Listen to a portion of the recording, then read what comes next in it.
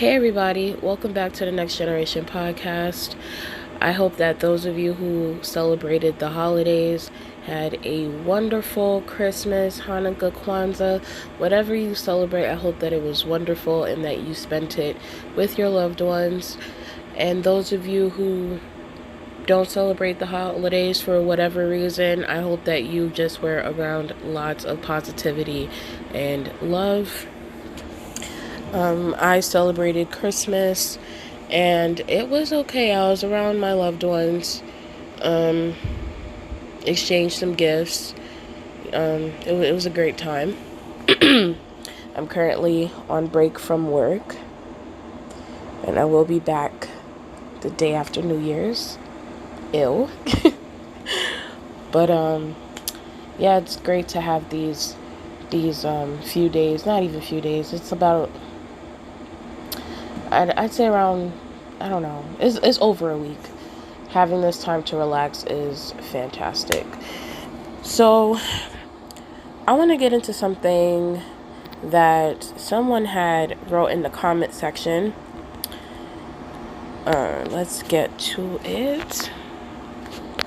So, I really want to shout out this person because I am not exactly sure on where they actually stand in terms of whether they believe that Michael did what he's being accused of, or if they feel like he doesn't, and that's okay, because what I'm getting from this person is that they are about what they believe is right, and it's okay to not be 100% sure, because in all honesty, we can never be 100% sure on something unless we were actually there.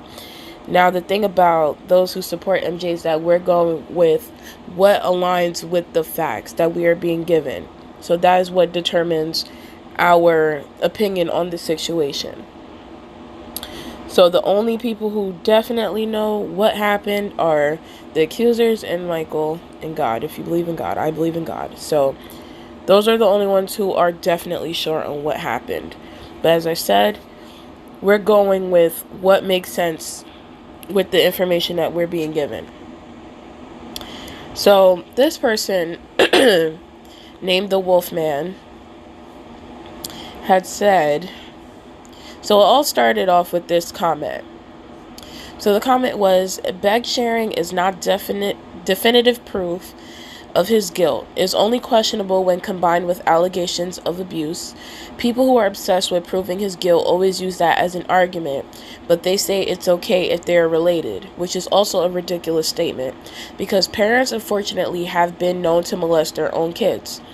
I also think if he was intelligent and manipulative enough to brainwashing and groom the children and families, why didn't he tell them not to say anything about spending time in bed with him?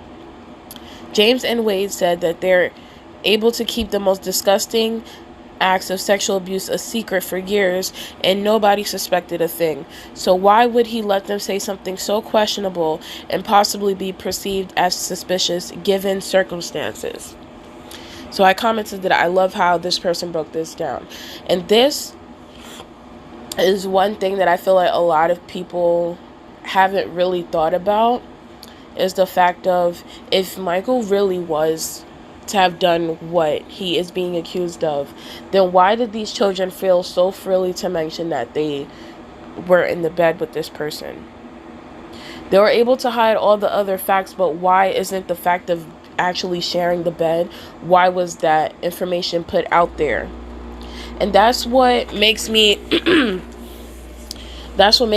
even more solid in my opinion, because if they knew that, obviously, the sharing of the bed and then the allegations, if it was true, then Michael would make sure to not have that information put out there.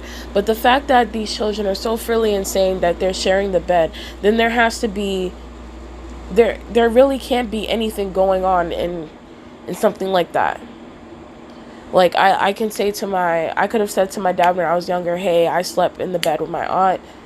And he's not going to think that anything happened. Why? Because that's my aunt. He knows how she is. And that thought would never cross his mind. But it's all because this man is not related to these children that it seems to be a problem. Some sort of relationship was built, and these families even have said that they saw Michael as family. So I'm not sure as to why this is such, I mean, I don't want to say why it's a big issue, but it's just, I feel like it's being blown out of proportion. Yeah, so I don't really understand how is it the fact that the acts were allegedly being hidden, but the fact of the bed sharing was openly spoken about. It doesn't make any sense. Then this person, the Wolfman, had said, how would you feel if they were able to prove they had been molested by him? They say witness testimonies will be used to back up their claims, but I think that is absolutely unfair, because at the time, and by Wade's own admission, he said they were lies.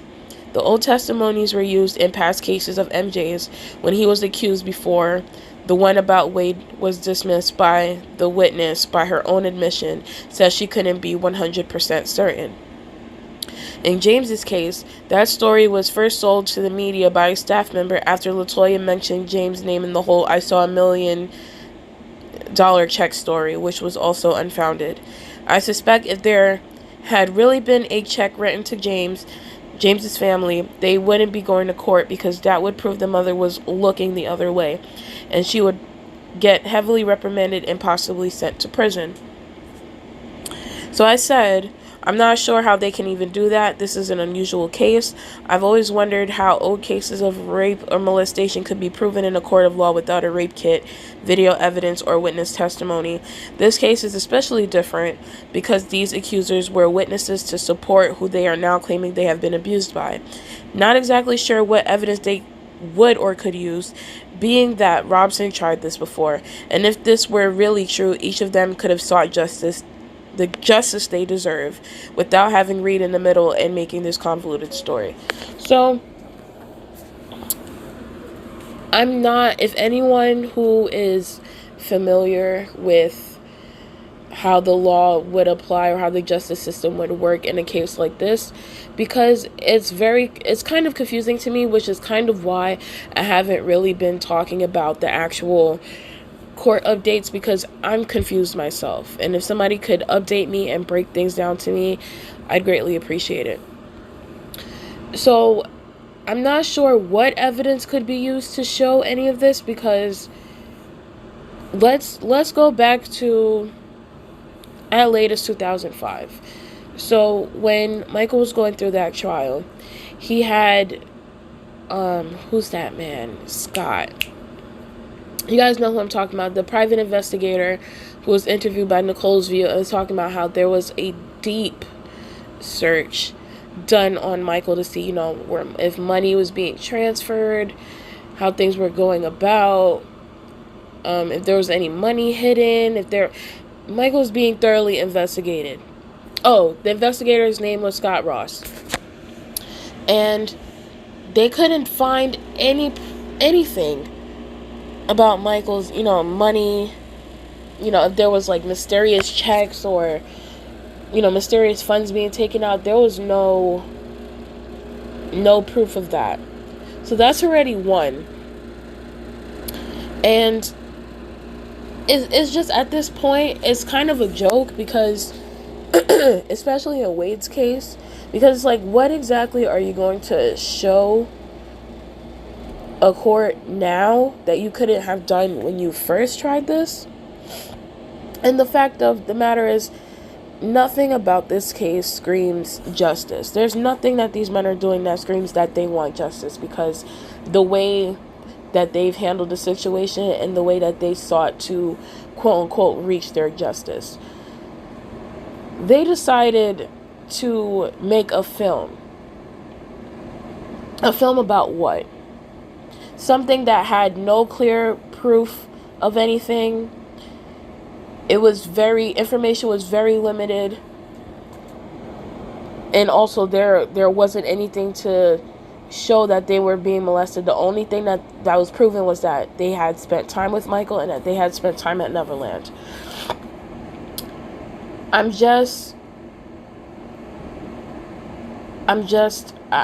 don't even know what to say about this case anymore, because it's gotten to the point where I feel like I'm repeating myself.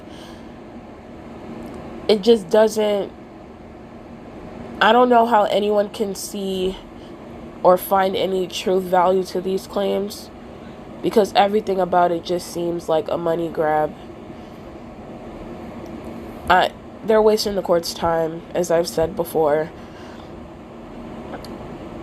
Is anyone just as tired of this whole thing as I am? I'm honestly, like, the drive that I have to proving his innocence hasn't gone away. It's just the fact of you have to keep doing it.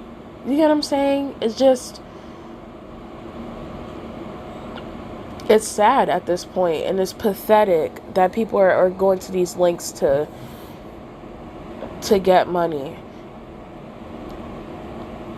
And the fact of people actually believing that there is some truth to this is like, this whole thing is yawn. It's making me tired. I can't. I don't know what to say about this anymore, guys. So, thank you to the Wolfman for actually bringing some really... You made me think a lot. And, I like the fact that you weren't... How can I put it? I like that you brought some questions to the table that haven't been brought before, and that you were thinking from different angles. I really appreciate that. So that's all I have today, folks. Until next time, see you later.